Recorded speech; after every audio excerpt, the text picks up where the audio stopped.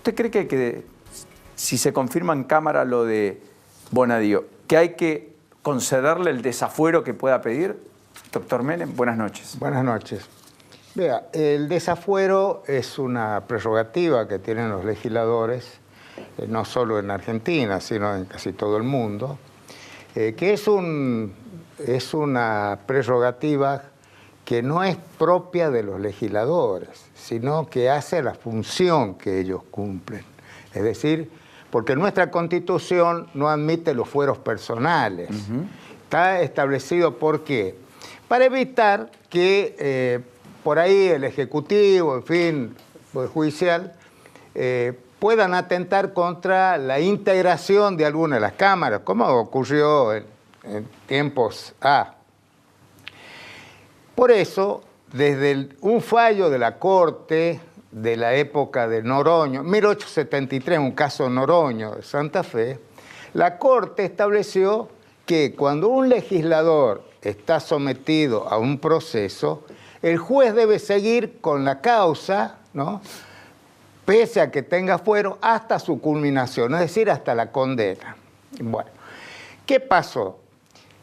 En el año 2000-2001 se reglamentó con la ley 25.320, ¿no?, que estableció el mismo principio del caso Noroño, es decir, cuando un legislador es acusado, tiene que seguir el proceso, por supuesto tiene que comparecer, estar a derecho. Ahora, si el legislador no concurriera ante una citación del juez, por supuesto ahí corresponde el desafuero. ¿Cuándo corresponde el desafuero de acuerdo a ese antecedente? Cuando el juez necesite privarlo de la libertad por algún motivo, ¿no? Ahora, puede llegar hasta la condena y en ese caso, desde luego, si es condena privativa de libertad, ahí pide el desafuero. Ahora, ¿qué se quiere evitar con esto? Vea, nosotros hemos tenido un caso muy ejemplificativo que fue el caso del senador Angelós. El senador Angelós era senador de época nuestra y le pidió el desafuero a un juez de Córdoba antes de la ley 25.320. Por el caso Mathers. No, por enriquecimiento ilícito lo acusaron. ¿Y por qué el juez de Córdoba pidió el desafuero? Porque hubo una disposición del Código Procesal Penal de Córdoba que decía que cuando se inicie juicio contra un legislador, no podía seguirlo hasta que no esté desaforado. Angelós mismo pidió su desafuero. No, eso fue después. Entonces, ¿qué hizo el Senado? El Senado concedió el desafuero por 60 días. Primera vez que se concedió un desafuero por un plazo determinado. Cuando se cumplieron los 60 días, por supuesto, el juicio no había llegado a su culminación, el propio Angelós dice, no vuelvo a la Cámara hasta que no termine. Bueno, Angelós estuvo 26 meses fuera del Senado hasta que el juez lo absolvió, la Cámara lo absolvió y recién pudo volver a sus funciones. ¿Qué quiero decir con esto? El perjuicio no fue para Angelós solamente, sino para Córdoba, que se quedó sin un representante durante todo ese tiempo.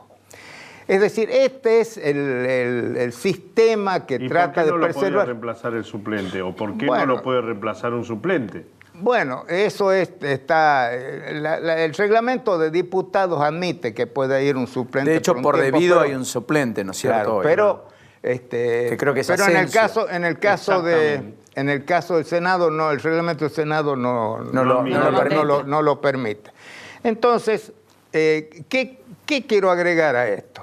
¿Sabe quién fue informante de la ley de fueros en la Cámara de Diputados y que se adjudicó inclusive la autoría? Presidente de la Comisión de Asuntos Constitucionales, Elisa Carrió.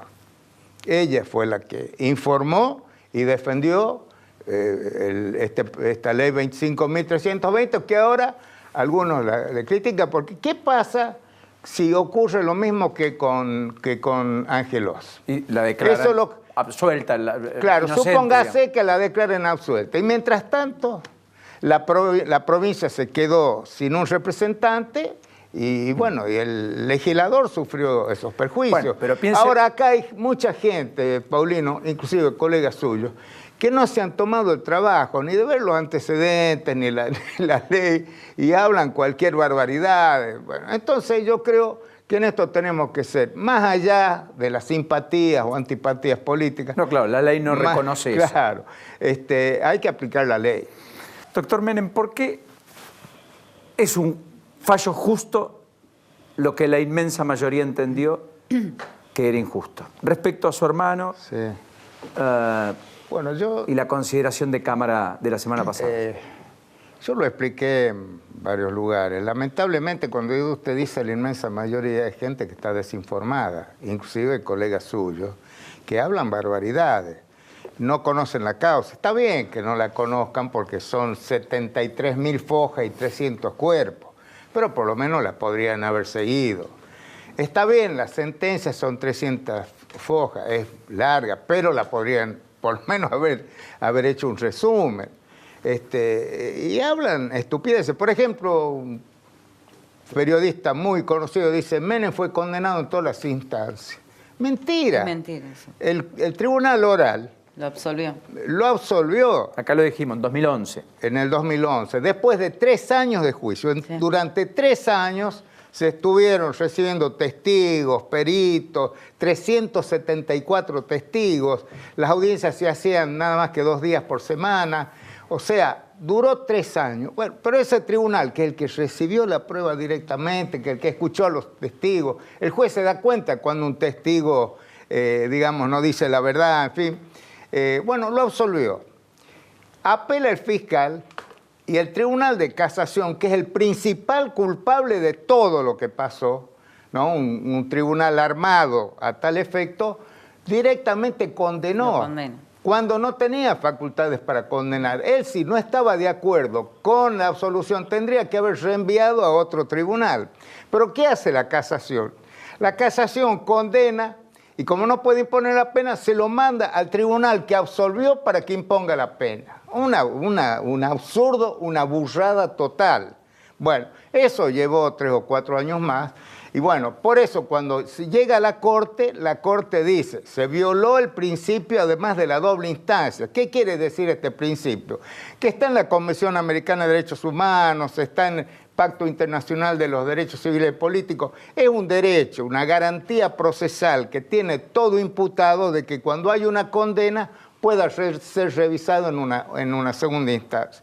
En este caso, como la casación es la que condena, lo privó de la revisión. ¿Por qué? Porque la Corte no es una segunda instancia. Correcto. Entonces, ¿qué hace la Corte? Dice, bueno, ese fallo, este expediente se lo manda a otro tribunal. ¿Qué es lo que tendría que haber hecho la casación si no hubiera actuado con malicia? ¿Por qué digo que actuó con malicia? Porque yo no concibo que 3 jueces de larga trayectoria ignoren lo que decían los pactos internacionales que incorporamos a la Constitución en 1974. 94. Entonces, en 1994. Ahora, cuando algunos dicen que cómo puede ser que en beneficio, precisamente el plazo razonable en que tienen que ser resueltos los juicios es una garantía procesal del imputado. Esto también está en los convenios internacionales. No pueden tener, ¿a usted le parece que a una persona la pueden tener 23 años en la picota sin definir su situación? Ahora, la Corte y también la Corte Interamericana de Derechos Humanos, le puedo citar la Corte nuestra, el caso Acervo, Matei, muchos más, donde ha establecido la necesidad o la exigencia del plazo razonable. Y dice que la responsabilidad no es del imputado, porque el imputado en definitiva ejerce las defensas que están en los códigos procesales. Ahora, ¿cree que con la culpa es la falta de celeridad del sistema judicial en este caso. ¿Menem cree que con la causa de sobresueldos va a pasar algo similar? No sé qué va a pasar con la... Se define mañana, no la casación conozco. lo resuelve casación mañana, lo ¿no? tiene que resolver. Yo no sé. Igual no lo conozco. era mucho menos, son 4 años y medio que le habían dado. Bueno, pero está también, Cavallo también, pero también está es una Campo. causa que tiene... Por que eso, tiene muchos mucho años. tiempo, Y podría llegar a... Entre las cosas, entre las barbaridades que dicen algunos, es que el tribunal declaró la prescripción. No es cierto. No es cierto. La prescripción no es lo del plazo razonable. Son cosas totalmente distintas. absolutamente. Sí, acá lo dijimos. Por eso yo dije que este es un fallo justo, aun cuando el tribunal también podría haber absuelto en base a lo que había resuelto el tribunal oral, que como dije, estuvo 3 años estudiando la causa y absolvió. ¿Tenemos la imagen, Bani, de lo que quería mostrarle al senador Menem? ¿La imagen de Estados Unidos? ¿Qué te pedí? Perdón, Sí, doctor. Ustedes son senadores mandato cumplido, ¿no? mandato cumplido. ¿Se acuerda de esto? Año 1900. Republic of Argentina.